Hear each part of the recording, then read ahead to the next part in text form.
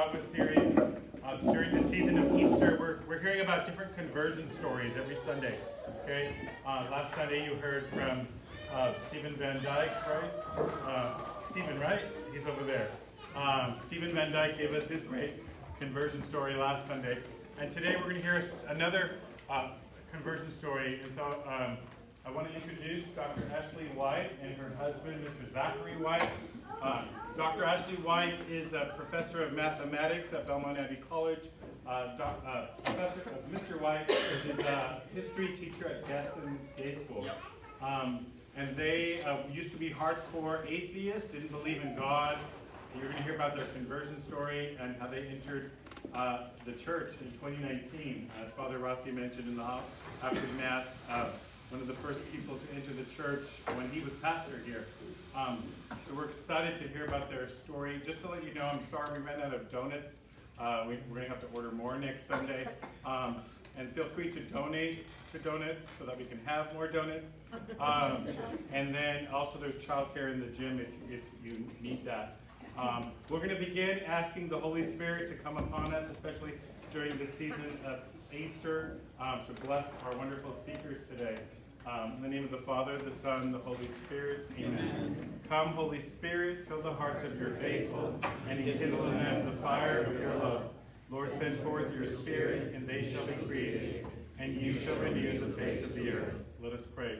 O God, who by the light of the Holy Spirit did instruct the hearts of the faithful, grant that in the same Holy Spirit we may be truly wise and ever enjoy his consolation. We ask this through Christ our Lord. Amen. Our Lady, seat of wisdom, pray for us. Saint Joseph, pray for us. Saint Michael the Archangel, pray for us. In the name of the Father, the Son, the Holy Spirit. Amen. Let's give them a round of applause.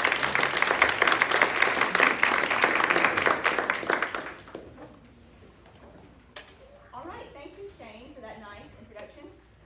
Welcome, everybody. We're glad to see such a big crowd here. We're a little bit nervous with such a big crowd that has some family members in it. That's okay. Hi, mother-in-law. So, as Shane said, we were both atheists for most of our life. I'm going to start a little bit with my childhood, and we're just going to trade the proverbial mic back and forth here for a little while, and leave some time at the end for questions. Anything you have for us. We're going to do our best to speak chronologically. Maybe not. We'll see. So, my childhood, both of us are from Gastonia. Anybody that's not married, young people, marry somebody from your hometown. It makes life really easy. That's great. I highly recommend that. So we met when we were in high school. Most of my life, my family was very vaguely Protestant. They say they're Baptist because some grandparent was Baptist somewhere in the lineage. So we're Baptist. We did not go to church except for a few times on Easter. I remember a few pretty Easter dresses when I was little, but it was not part of our daily life. We believed in God. We said prayers at bedtime. Occasionally prayed before meals, said grace, but it was definitely not a huge part of our daily lives. And by later in elementary school, not going to church at all. And again, from the family perspective, nobody was rejecting God in my household. It was just not something that we did. Yes, sure, we believe in God, but we're not going to take care of that or catechize or do anything. So by the time I made it to middle school, very much questioning authority. Both of us, probably I'll let Zack say exactly when authority fell apart for him. but for me, it was really probably right when I started middle school, the first week of 6th grade. Two big things happened that I won't say out loud to divulge too much family information. But there were two big things that made me say, whoa, you're not following the rules. You've given me these rules, you're not following the rules. Why do I have to listen to the things that you tell me? I loved school, so I didn't have any problems with authority at school, but there was just a general questioning of what was coming from people higher up. And that kind of worked its way all the way up to God. This is silly, but I had a dog run away at the very beginning of 6th grade too. His name was Klaus. He he ran away, and I prayed for weeks and weeks and weeks that that dog would come back, and he didn't. And I just didn't have the framework around me to be okay with that. So I started distrusting people in my life, authority figures. God didn't bring my dog back. And it sounds silly now, but I was 11, so I was just getting mad. Occasionally I would go to church with friends, go to the Presbyterian church, we go to the Methodist church, we go to the Baptist church, and I started to think, there are too many denominations. Everybody's saying they're the only ones that are correct. They can't all be correct if they say that the church across the street is wrong. So again, I didn't have enough history or understanding of the Catholic Church at all to know that there was a right answer and a first church and the way things were supposed to go. To me, it looked like there are 33,000 denominations. How could any one of them possibly be correct? I'm out. So I was into science and math, and still into science and math, and now I understand that there's no problem with religion and science and math, so that's fantastic. Another great thing that helped us come into the Catholic Church in particular. But when we were in high school, I was getting the idea that I was a smart person. I was a sciencey person.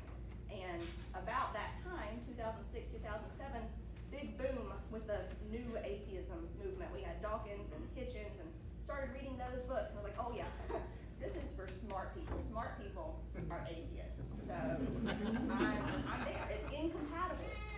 So I went on, that's about the time I met Zack, went to college, majored in math, or started in physics, and then went to math, and all my friends were atheists, so it was just the cool, edgy thing to do. And Zack was my cool, edgy boyfriend.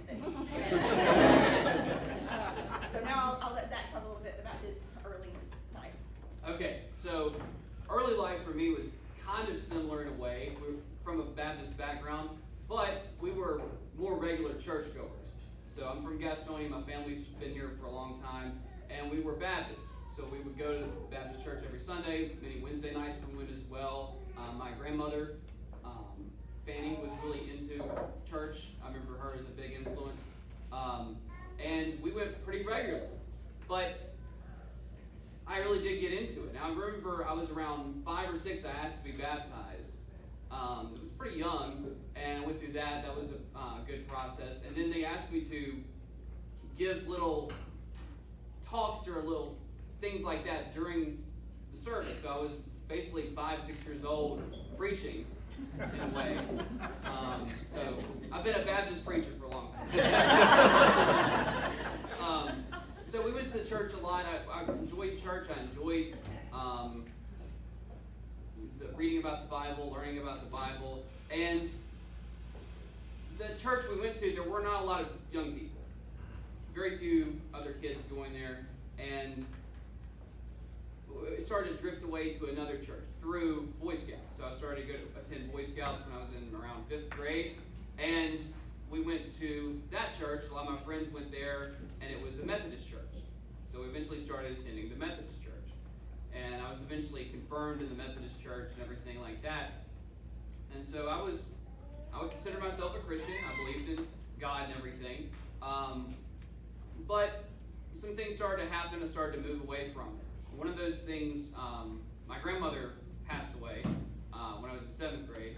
And that had a kind of pretty big impact on me in terms of thinking back now. I know it's not very rational, but thinking that, why would God do this? This is kind of cruel, because she got brain cancer. I mean, she was basically dead within a month or 2. I mean, it was pretty short, very, very fast process.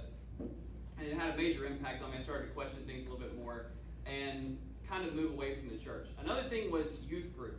And at the Methodist youth group, it was pretty big. And we would go on retreats and things like that. And I never really connected with spirituality the way many of the other kids were. I mean, it was a lot of lights and praise songs like that and things, and it just never really kind of connected to me. And I would sit through the lessons, and I would always be the one kind of asking what I thought were clever questions. Again, I thought of myself as a clever person. I think that was kind of a thing we had in common, that that assumption was, well, clever people don't really do this. And that was kind of something that was implanted to me probably by the media, TV, other things like that. Not as much as the people I were around, because I did know intelligent people who were Christian. I just thought that that wasn't something that was a key part of that, basically. So going through Methodist church, I was in middle school, I was attending church. I even started playing in the praise band a little bit. I play guitar, and I was never really that into it, I guess. I don't know why. It just never connected with me. One thing I remember was a sermon about divorce. And the reading was from what Jesus said about divorce. And then the pastor essentially said, as far as I recall, that, well, we don't really believe that anymore exactly. You know, times change, basically, and kind of emphasize that a little bit more. And that kind of made me think, like, well, if you're not going to take this seriously, why should I take this seriously? And I think that's something that Ashley kind of alluded to earlier. That was a big problem for me. The other thing was, there's obviously so many churches, you know, they can't even agree on basic things. Why should I even take this that seriously? I think that's kind of a underlying assumption. And again, was not very well versed in history of the church especially.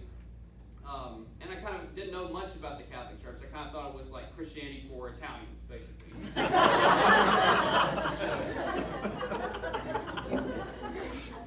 Speaking of that, my aunt actually married a Catholic back in the early 90s. So growing up, I did have a Catholic relative, but I didn't really understand totally what the difference was, what the faith was like, and so forth. And he was Italian, so it just reinforced. But again, going through high school, reading certain books, reading things, the new atheist books, reading philosophy, and like kind of basically what's at the popular bookstore level, like Nietzsche, stuff like that. I started to think, well, you know, Christianity is bad, or there's all this war based on religion. It's not a very helpful thing for the world. And my assumption was that religion was not only not true, but also harmful. And I think that's something that not every atheist believes, but I do. And so I would say I was generally speaking anti-religion, and during that period, started to develop that. Also going off to college, my second year of college, my father got ill with esophageal cancer and passed away eventually. And that also had a negative impact on my faith, I think. It wasn't, pretty much by that point I was basically atheist, and I kind of reinforced those false assumptions about suffering, about the point of life. My assumption was life is kind of cruel, and that why would a good God put us into this cruel world and make us go through all this suffering? I didn't quite understand the reasons. I'll get to that later when I started to understand that. But that's kind of how I grew up and met Ashley in high school. I was in a male beauty pageant. She was entertainment. Whoa, what did you say? But we can move on from that. It was a school pageant. It was called Mr. Forest View. I went to Forest View. I play guitar mostly. And so she was actually in dance and was in the entertainment section during the pageant, basically. And so we met that way backstage, talking through mutual friends and things like that. So, and she was great. She was always what I consider to be a good person. I mean, she was not like we had these beliefs, but we generally acted in what we thought was a good manner. Like we weren't breaking what we considered to be the rules. Does that make sense? I don't know. It's hard to explain, but yeah. So that's pretty much leads us up to where we were getting married, thinking about getting married, and all that stuff. Yeah, so like Zack said, when we were in college, we were both philosophy majors, and so we were hearing, our freshman philosophy professors take down these arguments for God, and just really, looking back, obviously not very good ways, but everybody in the room was good with it. So they're like, oh yeah, that's a problem. God's not real. That argument's stupid. And everybody just got on board with that, and we moved on. But as Zack was saying, we weren't very good atheists, I guess, because we were, except for the fact that we didn't believe in God. We were moral objectivists. We believed in goodness. We believed in right and wrong. We believed in the truth, that there is truth there. I like to say math is a gateway drug to Catholicism.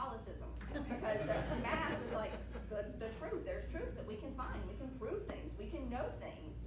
Absolutely. So we are both also artists. Zack plays guitar, I make dances. I believe in objective goodness and beauty.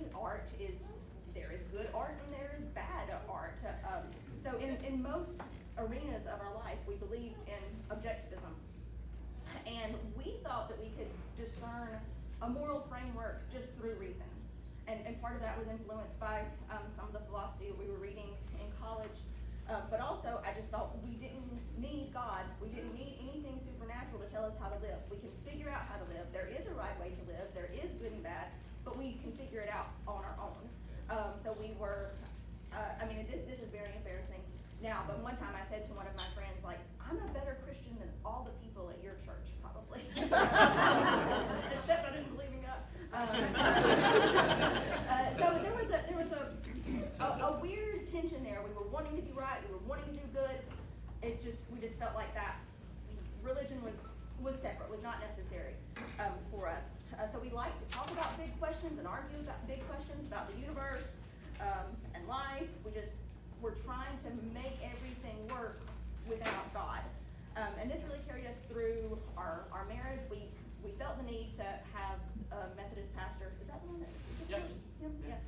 We had him come and officiate our wedding, but we wrote our own like wacky Buddhist vows. Do those.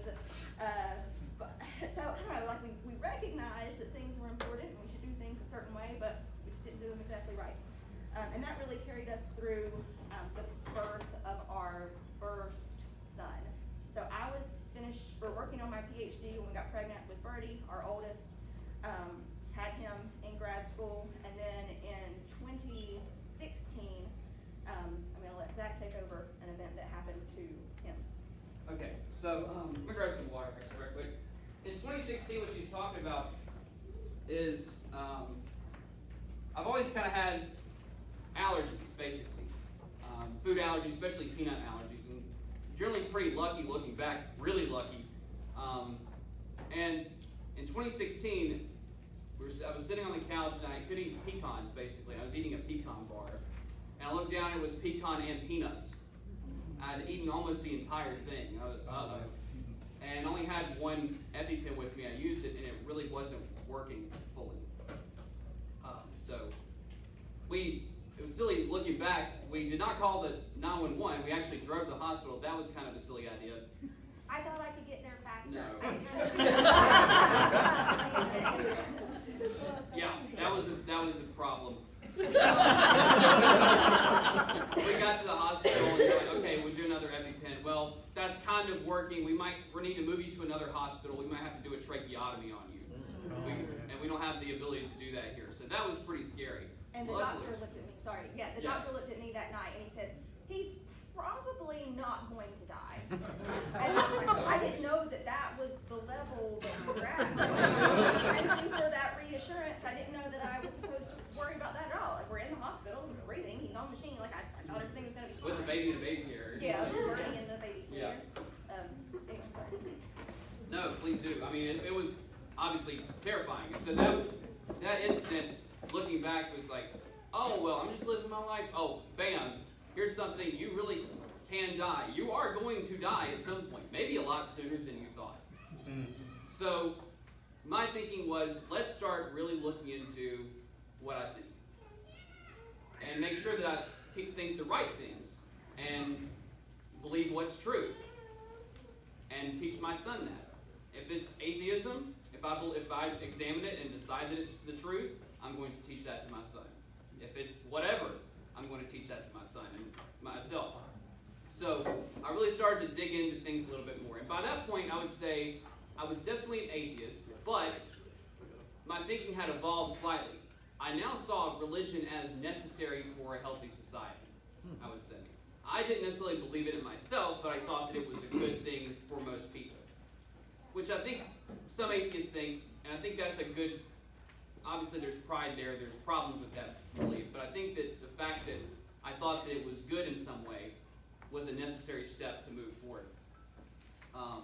But I started to really look into, not necessarily religion at first, but started to really look into atheism and looking into science and things like that, and started to see there were some issues with the thinking. But it started to slow down. I would say I would not consider myself believed in God necessarily. I started to think of things in more of a Buddhist way. I really got into Buddhism for a while. There's one Buddhist philosopher, Alan Watts, and he had this argument, I'll come to it later again, is that basically humans are essentially food tubes. That's the term that he used. And I kind of bought into that. I said, well, that makes sense. That's the fundamental. He said basically humans are food tubes, and everything that we have is on top of that to support that basic process of eating. And so I thought that was a clever way to think about life. And so I considered myself a quasi-Buddhist person for a little while. And it started to kind of change. First thing was my political views. We were basically atheists. That also goes with, I don't say assuming, but we were basically left-wing atheists as well. I mean, there are right-wing atheists out there, but we were essentially left-wing atheists. And eventually, after the allergy attack thing, started to kind of evolve, really examine politics first. And so the first thing for me to really change was my political beliefs, actually. So I thought religion was necessary, and my politics became more conservative, so I basically became a right-wing atheist for a period.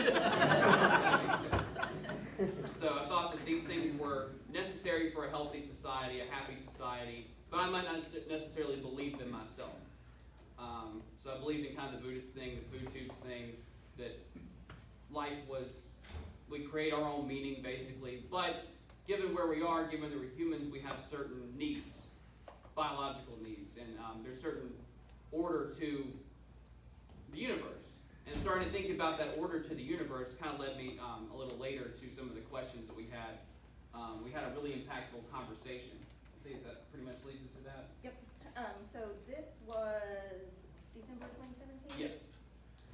So December 2017, so it had been a little over a year since he started working on things in his mind. I was buying into this Buddhist stuff. I was a big fan of the food tube thing. I was like, oh yeah, we should frame our lives around food. Not in like a gluttonous way though. Like yes, it's good to feed people. It's good to garden, and so like fitting it in with other things that were just hobbies of mine. And yeah, it sounds gross now, but it made sense kind of then at the time. So December 2017, I have one of my oldest friends, Ellie. She lives in the mountains now and is married to a Presbyterian pastor, and she's always been Presbyterian, and since I was very, very little, has worked on me and my faith, I think, and I think she had prayed for my conversion for most of my life until it happened. And we were going to spend the night with them. They had 2 kids. We had 2 kids. Yeah. So we were going to visit, and on our way there, we said, okay, they're probably going to try to convert us tonight. So we got to brace ourselves. We got to prepare. What are our arguments? And we kind of got ourselves ready. Okay. So we went in. Once the kids got to bed, we set up. We pulled out a couple board games. We never opened the boxes because the first thing that happened, Ellie's husband is also named Zack. That Zack looked at me and he said, so you believe in truth, capital T truth. I said, yes, I do. And he said, where does your truth come from? And well, I mean, I'm a mathematical realist. There are kind of two fields in math, mathematical realism and mathematical fictionalism. Math is real and a feature of the universe. We just made math up because it's cool. I'm a realist. Even back then I was a mathematical realist. So, well, I mean, it's just the universe. It's just the way things are. I don't know why they're the way they are, but it's there in the universe and we can discover it and we can find it. And so we talked, for 3 or 4 hours about that question and continued, and we were giving our arguments and they were listening to our arguments and they were responding thoughtfully. It was not a fight by any means. It was just a really nice discussion with them that night. And so we somehow came to an end, went to sleep, and we left the next day. We were in the car and we kind of did a debriefing. It was like, okay, what was wrong? What was right? Why are we right and why are they wrong? We kind of went through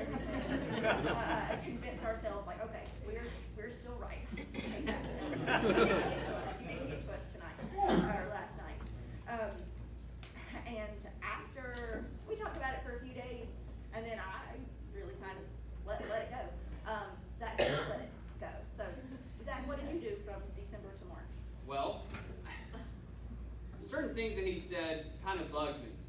I think what really started me thinking was not so much about historical things about the church or about Jesus specifically, but it was back to those basic questions about the universe, about where do we come from? Why is there anything? How weird is it that we're actually here? That there is an existence? That's really weird. And so that started to bug me a little bit. And the more I started to think about it, I started to kind of, read around a little bit, look at arguments and different things like that. And I started to think, well, maybe there is actually an intelligence in the universe. And that was kind of a big step for me, basically. And so I started to think about that and started to even pray to the universe. So I was like, well, if there's something here, please show me. So I was like, I don't know, are you God or whatever? But like, if there's something here, please show me. And over that, started to lead me to an understanding of Christianity. Like there were some signs that started to point that way, some odd occurrences and things like that, and kind of led me to starting to read about the Bible. And basically, I started to read the Bible on my own. And I'm just going to pull up my copy. I have a couple books that were obviously influential. The first one is the King James Bible. This was the only Bible I had at the time. Obviously, now I know it's missing a few things. But the New Testament is where I started. And so I started reading the New Testament, and I didn't really have a good understanding of the Bible at all, looking back at it. I think I had a better understanding when I was younger, but I'd forgotten most of it. It just didn't really impact me that much. But once I started to read through it, I was like, this is different. This makes a lot of sense. And it's pretty clear what he's saying here. And so I started to think, well, if started to work things out, okay, this is how it works. And one thing I started to really make sense to me was that question about why would God make such a cruel world or make people go through stuff? Wouldn't that be bad, make God a bad God or evil in a way to put people through this suffering? And then a thought came to me was like, well, you did that. You had a child. You brought a child into this world. You're as like, if you think God's bad for doing that, you should think that you're as bad for doing that. Like, well, I'm not a bad person. I love my wife, and we wanted to bring our son into the world because we love each other. It's like, okay. Maybe he's not so bad after all. This guy. And so starting to read through the Bible started to make so much sense to me. I started to think, well, okay, God wants to make friends. He wants to make people that are not robots. He gives us free will. And if we wouldn't make a universe that would be robotic, that would be pointless. He wants for us to choose him. He wants us to follow him. And that really came through in the reading. And I started to kind of put things together. Okay, this is how real Christianity should work. Everybody else has got it wrong. Or the way I grew up in those churches, this is wrong. Here's the real system and everything. And this before I even read about other churches, like, well, I'm going to figure this out. I'm going to be the person that figures out and make it right and everything, and read the New Testament. And I had this system set up and this whole logic and everything. And I was like, okay. And I started to read around a little more. I was like, oh, that's Catholicism. Basically. Like, that's the closest thing to it. The idea of authority through the Bible. Because I've been a history teacher, but I've also been trained as an English teacher. And I know how interpretation of text work and how people disagree about everything. And that was always a huge problem to me. But I was like, well, there has to be some kind of final interpretation. If there's a dispute, somebody has to, on earth, be able to settle this. There has to be some kind of leadership. And in the Bible, there's a clear leadership about that. And voila, it makes sense. Okay, well, there's a Catholic Church, but I don't want to be Catholic. There's so many rules. I have to do so much stuff. And I think it goes back to, at least for me, one thing that's different about our atheism is that I think Ashley wanted God to be real. I did not. I wanted to basically be my own God. I wanted to make my own rules, essentially. I think that was part of the problem for me, is that I wanted to be the one deciding things. So I did not want to be Catholic. Like, well, you got to follow the rules and stuff. There's so much stuff that I would have to do different in my life. That's just too hard. I hope that's not true. So I really started to look into it and say, okay, let's tear this stuff down. Let's find a different way, a different authority. There really isn't. I mean, you're all here for a reason. There really isn't anything that I could knock down. So I started to read different things, and I'll show you some books towards the end a little bit. But basically, essentially, I'm a closet Catholic at this point. This is mid-March, around March 2018. It took about 3 to 4 months to really figure this stuff out.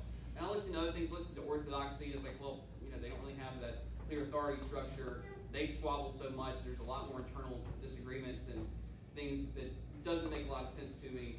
Protestantism, I had major issues with, and it kind of started to make sense why I had some issues when I was younger about the Eucharist and everything. And so I was basically a closet Catholic, and I was like, well, Ashley's going to leave me if I'm a Christian. We have to be on the same page. That's a problem. So I was like, well, I'll tell her about the Bible. I'll tell her about what's been going on.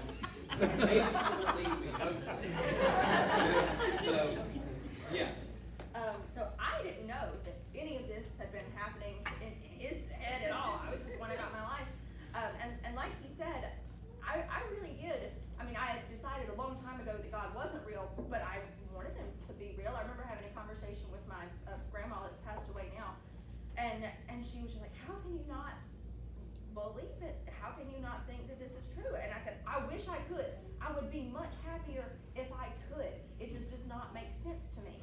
I'm sorry, like I wish it was right, and for you, I wish it was right, but I can't think that it is. And I think a lot of that was from only knowing Protestants and finding issues and errors in their thinking. So anyway, Zack's been doing all this reading that I didn't know about. He's an English and history teacher, like he said. He's taught the Sermon on the Mount before, from like a literary perspective, so it's not unusual to see Bibles laying around the house. They weren't like banned from the house or anything. So he's sitting on the couch reading the Bible. That's not that weird. So I walked up and said something, stupid, silly, I don't know, I was trying to get his attention, and he peeks from under his Bible and he says, Ashley, this is right, and I'm Catholic.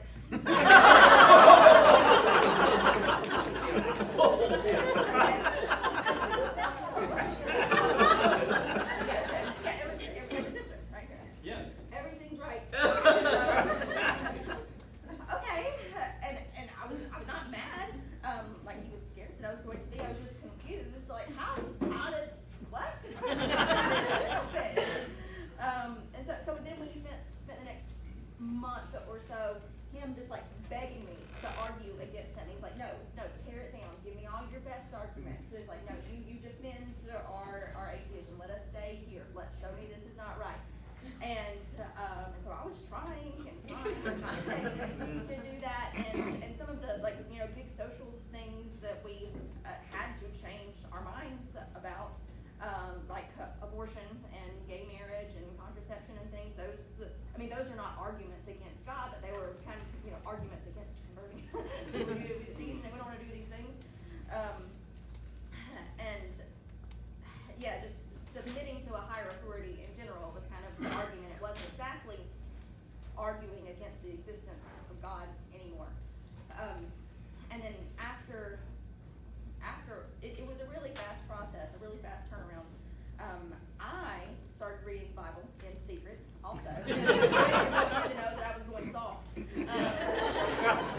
I also started with the New Testament, and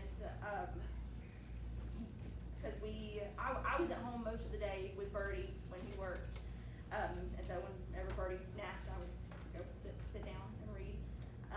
And I just really, by the end of the first gospel, I was like, okay, fine, I'm in.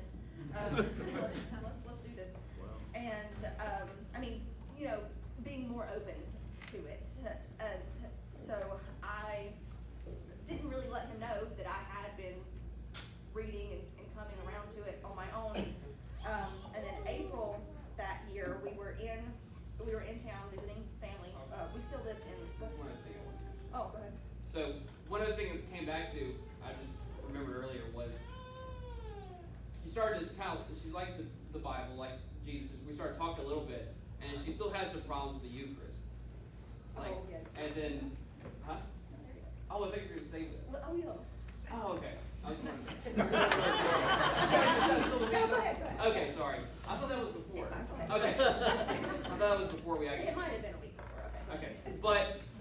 well, this is weird, eating Jesus.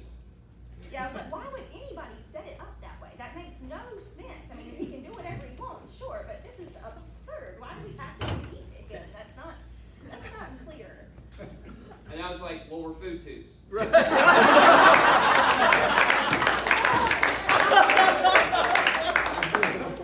said, all right.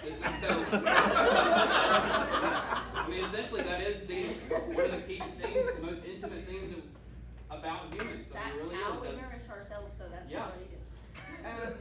And that was a Saturday night, and as soon as Zack said food tubes, and I said, we gotta go tomorrow. I said, can we go tomorrow? Yeah. Wow. And he was like, no, that's not how it works. You can't just go receive. You have to go through this process. And then I got mad that I had to wait. Okay, fine. And so knowing that it was going to be a long time before I got to it, kind of wasn't, as zealous about it. And then, yes, a couple weeks later, we were in town for Easter, and we hadn't gone to church on Easter in like a decade or so, maybe once or twice, to be nice with family members. And I knew Zack wanted to go. It was Saturday night, and I knew that he wanted to go. He'd been looking at times and talking about it, and I said, do you want to go to Mass tomorrow? I'll go with you. And he's like, yes, I do want to go. So I was kind of scared. He was It's like what to do, everything. I was like, I'm so nervous. I don't know exactly what to. Yeah, and I don't know, I just along for the ride, whatever. So parents watched the kids, and we came to Mass for the first time here at St. Michael's, first Mass ever.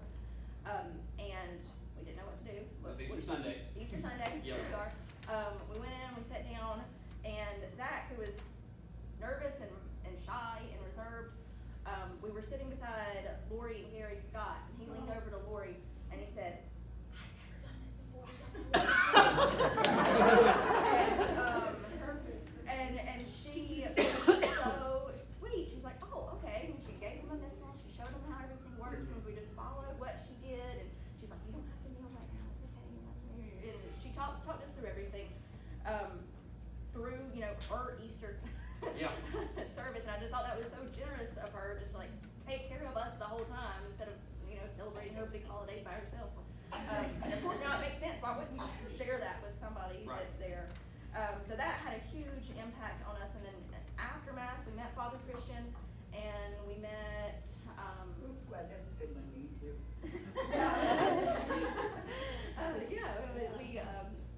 We met. We met Joel. I think we met John Keating. Yeah, We met a yeah. few He other invited people. us to his house. Yep. For First day. Easter egg First hunt. day He's like, we oh, went. bring your family. Come here. Here's my address. We didn't because we had stuff to do with our family that we had plans, but it was just shocking. Like, you want me to come to your house right now? I don't know you. Yeah, come on, come to our house. So that had a big impact, the welcoming of everything. And then I had finished my PhD the year before, kind of pretty much given up on having an academic job because I had Ernie, our second child, the 3 days after graduation when I walked from my PhD. So I was gigantically pregnant and not thinking about looking for academic jobs when I was finishing that PhD. So I taught at Peace College in Raleigh for a year, just adjuncting. And then we decided we were going to move home, and I didn't have a job at home. Maybe something would come up, I don't know, but the important thing is we need to be home with our families. This is where we need to be. So we moved home that June, and why was I saying this? So I didn't have a job, but Gary Scott said to me after Mass, he's like, oh, you do math? You should teach at the Abbey. We need people. Yeah. He's like, you can probably teach in the economics department. We always need people to do something. And I was just like so shocked, and I try not to be too like prosperity gospel about it.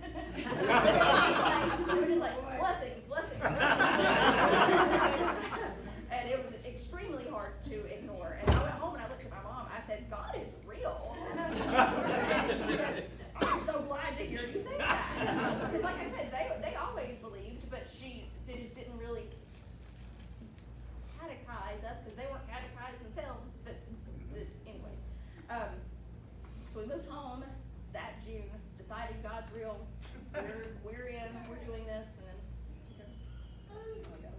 Well, I mean, I think that's pretty much where we were. Going through the process, we went through RCIA, and I mean, it was pretty much the normal stuff as far as it goes. Do we want to finish up with that part? I don't think there's too many hiccups. Everything was going pretty well. I mean, we had questions, like I said, Yeah. some of like the social things we had to work through, gay marriage, we had to work through abortion, and that was easy once we realized that like they're humans, and you can't kill humans. And I mean, I'm a mathematician, kind of philosopher. I love to argue always, and so it was just fantastic to finally like be on the right side of arguments. It's just things were so much easier. Once you have like the actual truth and you're just accepting it, it was great. And so I mean, still when we started RCIA, there were questions, and Teresa was super helpful. Father Rossi, very helpful. There were a lot of people. We were the only ones that joined the church in 2019, but there were a ton of people that came to the RCI classes just to support and talk and be there. So it was really great, and managed to answer all the questions that we had kind of in the beginning, and then it was just a waiting period. And again, I was not mad that we couldn't just go and receive, because now that we're talking about it, it was a really fast turnaround from belief to joining the church and receiving the Eucharist. But I realized probably February or so,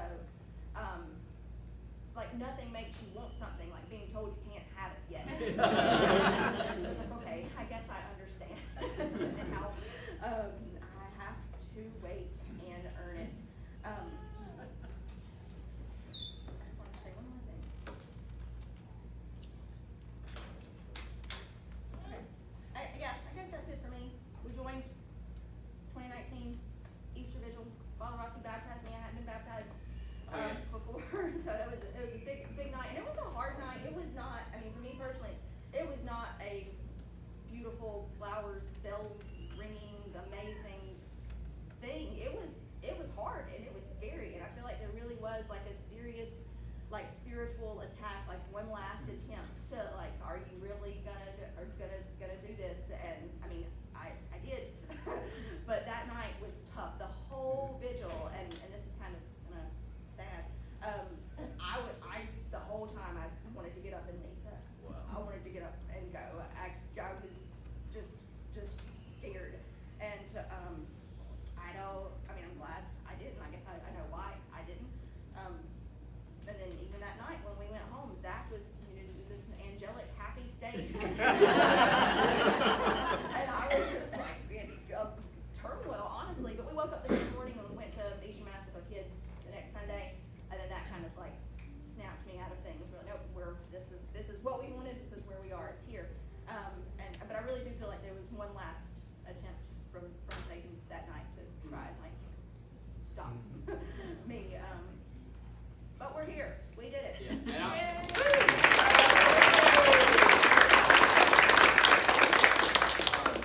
Just to kind of wrap up, I wanted to say a couple books you may have seen, may have it before, but are really good. I think they helped me get started.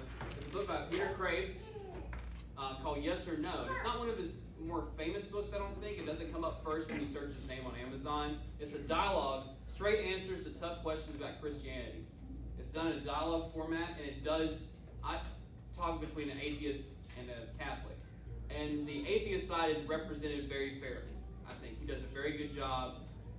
It is not mean-spirited, it is charitable, and it is accurate. I think it's a very good one to give to anybody in that similar situation. Another book that was really important to me about the Catholic Church is not written by a Catholic.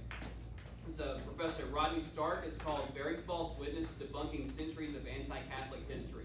And that was another thing that impacted me because he wasn't Catholic. And I think I listened to him a little bit more instead of dismissing, oh, well, you're special pleading, you're just trying to make excuses, but he's not Catholic. I believe he's non-denominational Christian, but it's a very strong book, very well-sourced, accurate, excellent. Another one is by Ed Feser, Dr. Ed Feser. He's a philosopher. It's called The Last Superstition. I hate the cover of it, frankly, but it's called A Refutation of the New Atheism. And I wish I'd had this back in the day early 2000s when I was reading Dawkins and Hitchens and everything, but this was not widely, marketed like those books were. I wish it was. I wish I had come across this earlier. It's a very, very strong book.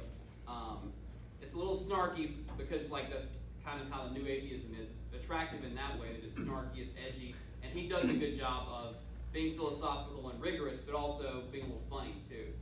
Another thing was the early church fathers.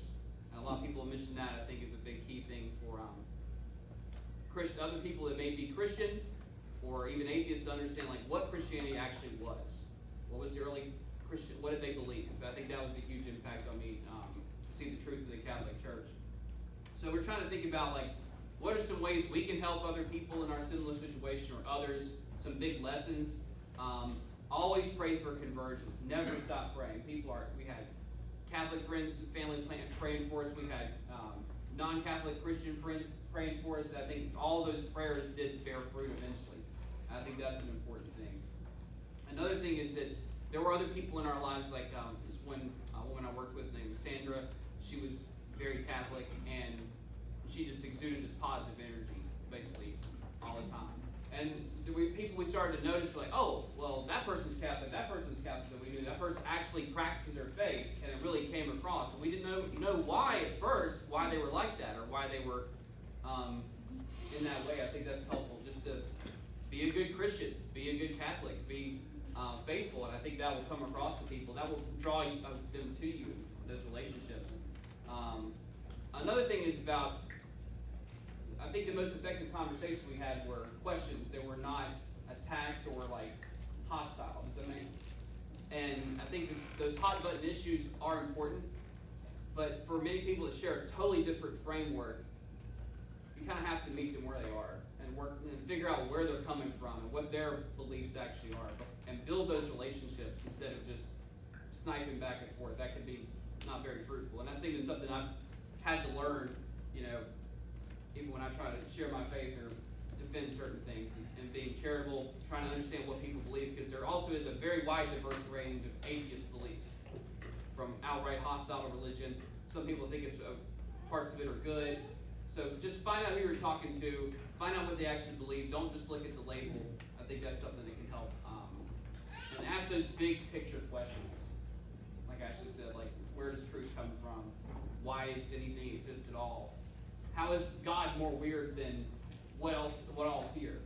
I think that's another one that can really impact people. Is there anything else you want to say? Just help new people at Mass. Yes. If you see somebody you don't know, just talk. Maybe they've been Catholic for 40 years and they're just in town for some reason. But just talk to them. If you see somebody new, talk to them. Say, hello. This is who I am. That was massive for us. Just everybody that we came across was just so welcoming and friendly. This was the only Catholic church that I knew of. So of course this is where we were going to come for our first Mass, because we grew up in Gaston. Oh, we'll go to St. Michael. But yeah, no, it really was. I don't know, kind of a miracle to be here that day, and the way everyone treated us. So do that. Not that you don't, but not that you don't, but obviously you do. Yeah. Continue doing And that. thank you. Yeah, Thank thank you you. to the congregation. Absolutely. I think we're starting to ask questions. What do you got? So this is for you, Dr. White. I know your husband Zack said you read the New King James Bible first. What was the first Bible that you read? Same one. Same one? I just stole it from his nightstand and then returned it into its exact position when I was done with it. So. Did he put any notes into it that helped you read it through? I don't think so. No, there's lots of tabs, but I didn't know what his tabbing color system is. So I've heard of atheists say that they saw God revealed in nature, or they became a mother and they go, wow, God must be real. So a nerdy question for you is, in mathematics or in history, is there anything that's like an aha, this points me to God, other than the historical fact of, Jesus dying and rising from the dead, something else that you look at your fields and you go, I can see God in this. Is there anything there in these fields? Yeah, I've got one for sure. Just math in general is ordered and it's beautiful, and it kind of leads you towards looking for order and truth. So that was a helpful framework to have. And kind of like Zack said, when younger, going to middle school retreats and stuff with other friends, I didn't feel the emotional thing that I was supposed to feel when I was there. And so it really was a rational decision, and I think being trained in math and like looking for truth helped to that. It was very much a reason, not an emotional thing. One particular thing that I look back on now, the Fibonacci sequence is weird. It shows up in more places than it should show up. And when I was in grad school, there was one semester where it just kept happening different places, and I got like spooked out by it. And this was before any sort of religious talking in our heads at all. I was just like, whoa, nature's weird. Why is the sequence of numbers everywhere? So yeah, there are lots of little things. I'm putting together an exhibit right now called Truth and Beauty in Mathematics, and it's like mathematically inspired art that's going to be at Belmont Abbey in the fall. So there are some glimpses from there, just like where math is just beautiful, just as it is. So yes, that definitely helped me. And then do you want to share your nature story? Well, I mean, there are certain, like I said earlier, there were some spooky things that I started to notice in nature. Even some animals popping up in weird places. I mean, it's hard to explain. I really don't want to go into it that much. It's a little, but like, I would think to myself, what? Just do it. Okay, well, there was one day, like I said, I did not want God to be real, but one day kind of struck me. I was like, oh crap, God's real. Like, you're really there? Oh no. And so I was kind of upset, and I looked out. There's this window in my house. It was about the size of that, on my staircase, about the size of that clock. Just a very small window. I was like, oh, yeah, God's real. He's like watching me and stuff. And I looked out this little small hole, and there was a rabbit looking at me. And even then, just like, I feel like God was speaking through there. It's like, I'm watching you. I'm watching you.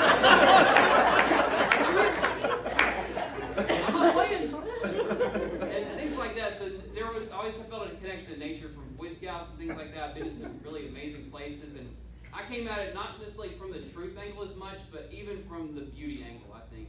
That always struck me. I started to notice the beautiful things in Catholicism, the beautiful things in the church, and the art that was inspired from the church and from belief in Christ and belief in the Eucharist, especially with church architecture. And that's something that I even try to teach about secular students, and get them to understand, like, why are these things so big and beautiful? Why do they spend so much time and effort on it? Because they believe Jesus really is there. They believe that's a house for Jesus, and that kind of beauty led me to the faith, I think, and then more of the rational arguments came once I got kind of interested and led me to it. Yes. So if you didn't believe in God, that God was not real, then why did you even get married, and why did you have a Methodist ministry there? Explain. It's hard to explain. I mean, we felt that we loved each other and wanted to make a commitment together. I mean, and together forever, basically, until death do us part. We felt that was a necessary part of having a relationship. We really were working at being, good people, Yeah. and we believed in monogamy, and we believed in having kids would be good. And it seems goofy now. Yeah. But I don't know. We just felt like it was what we were supposed to do. Like a natural thing, a natural part of our species or something. That's kind of how I would explain it at the time, probably. Right. It's good for us, like on an evolutionary scale, being on us to take care of kids. Yeah. Has this changed the beauty you have found in having God around you? Has it affected your careers? Do you feel like you exude that energy in a different way now? It's hard for me You to have to tell. separate it, Yeah. I'm sure. I hope that I do, I would say. I hope that I do, and I hope that it comes across. But again, sometimes I can't be as explicit as I want to be in exactly what I'm doing right now. But I hope that I can lead people in certain ways, at least the way I talk about things the way I am through my actions and so forth. But That growth will be amazing. right. Thank you. And the other thing conversion, like, it's not over for me. I feel like conversion's never really over. Like, I'm always trying to, you know, be better, and God's always seems to be poking me along and say, hey, you know, you maybe hit a plateau, you need to, here's something that you need to really step up, and this is a problem.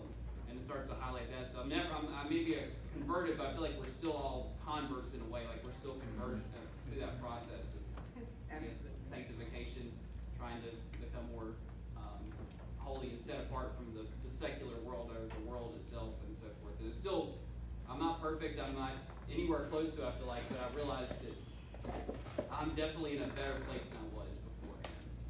And I still feel like there is more growth that's going to happen. I'm excited for that. First, I want to say thank you. It's a great story. I love convert stories. I think a lot of us are here, look at this crowd, because they love these stories. And it's good for a cradle Catholic to hear it because we hear what's fresh and new in you that we sometimes take for granted. So thank you. And it's a great example of how pride can get you into the church. Beautiful pride, right? Question. For those even Catholics that say we can get married on the beach, we really don't need the church. First of all, is it essential that you have your marriage validated in the Catholic Church, and have you done that yet? And what would you say to those that aren't even thinking about getting married in the church? So because I was not baptized, this is like a funny little church rule that had to be researched and just recently figured out. Our marriage was raised to the level of the sacrament upon my baptism. If I had been baptized, we would have had to had our marriage validated in the church. But because I wasn't, my baptism did that. Weird fun fact, I don't know. So we were going to do it that same night that we joined if we had needed to, but we didn't need to. Father Rossi figured that out. So yes, I guess, but we didn't have to do any extra steps to make it happen. And then I don't know. We're big rule followers. It may not sound like it, but once we believe in the rules, we follow them. I don't know. I guess it would be hard for me to understand why somebody that is properly catechized and is Catholic and both Catholic would want to not do what they're supposed to do. So I don't know. I don't have a good piece of advice other than where are you sure that this is okay? Are you allowed to do this? Are you okay with doing something that maybe is not okay? I don't know. I'm very blunt. I don't have a hard time telling people that. or like, why are you doing this? Yeah, Why do you feel why do this? you think that is okay? Yeah. Have you lost any relationships in this connection? That's a good question. I would say a couple. Not any really close friends, but some acquaintances, probably due to differences in opinions about things. We've had, had some issues, but not a lot. I would say, really. I mean, family's fine. Our best friends were our best friends before and after. So I don't think, as a whole, but there were some acquaintances through dance and through college and some people we knew, but not a whole lot really. And it's opened us up to a lot more people, I would say. So. Oh yeah, there were no unfortunate losses. We were really lucky in that our families were totally fine with it. Last question. Me? Yeah. Speaking of family, so any of family members that have seen your coming into the church, get them thinking about their own faith or practices, or opening up some things that they're starting to think about as well? I have two brothers, and Zack's an only child. And we really have kind of a small, immediate family right now. I've invited my family members. I didn't invite my parents to the Easter Vigil the night we joined, and that has been kind of a weird problem ever since. I've tried to make up for it, but I don't know. I felt like I needed to be here by myself that night. I don't know why. It felt like a very personal thing. I didn't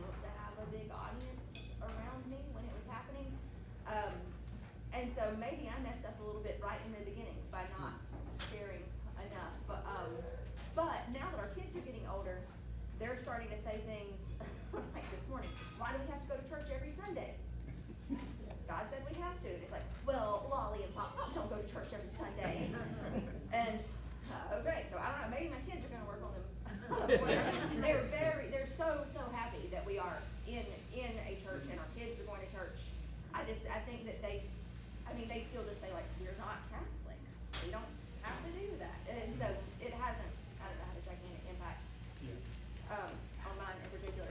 I think one thing I'll say is that we have found, at least for our immediate family, have found a little bit of a hard to make a sale, put the squeeze on a little bit, because we felt like we were living together, we were doing all this for so long, and to turn around and say, oh, now we have all the answers about this. We feel kind of like that's a little bit hard, and we really don't. We feel a little bit like,